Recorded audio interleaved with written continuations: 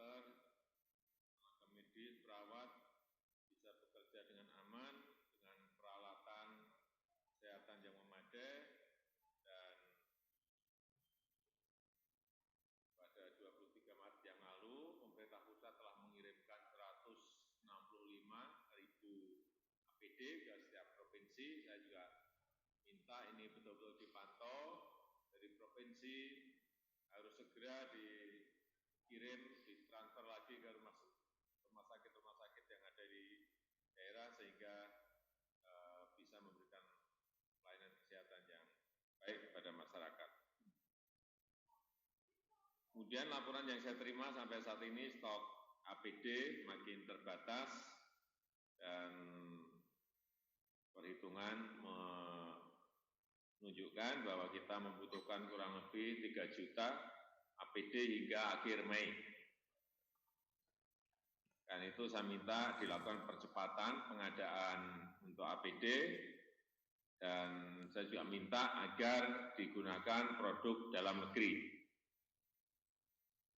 Karena data yang saya terima ada 18 perusahaan produsen APD di negara kita.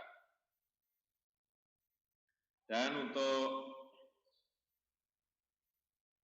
mendukung produksi APD, saya juga minta diberikan kemudahan untuk bahan baku yang masuk dari impor. Berikan kemudahan. Saya juga minta dilakukan percepatan pengembangan. Ini yang mungkin kita, negara lain juga banyak yang kekurangan mengenai ventilator, agar ini bisa juga diproduksi di dalam negeri. Yang kedua, selain alat kesehatan, saya juga minta agar ketersediaan rapid test, kemudian PCR, PTM untuk kecepatan pemeriksaan di laboratorium.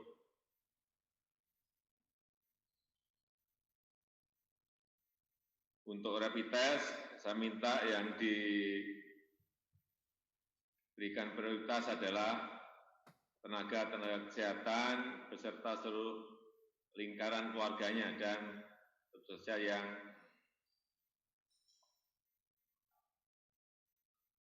terkena status ODP.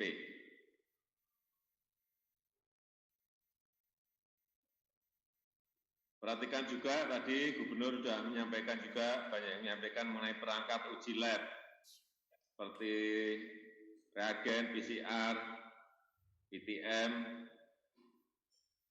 semuanya meminta itu, sehingga ini pengadaan untuk ini juga tolong diperhatikan.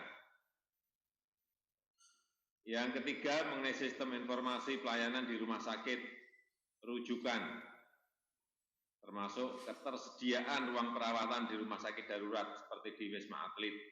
Betul-betul sistemnya harus dibangun, sistem pendaftaran yang terintegrasi dengan online, sehingga semuanya bisa lebih cepat terlayani. Dan yang keempat, saya minta kebijakan pembatasan sosial berskala besar, physical distancing, dilakukan lebih tegas, lebih disiplin, dan lebih efektif lagi. Sehingga tadi juga sudah saya sampaikan bahwa perlu didampingi adanya kebijakan darurat sipil.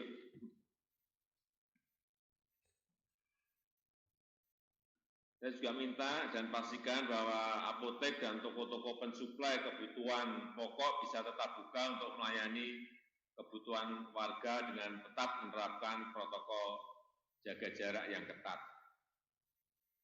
Kemudian bagi UMKM, pelaku usaha dan pekerja informal,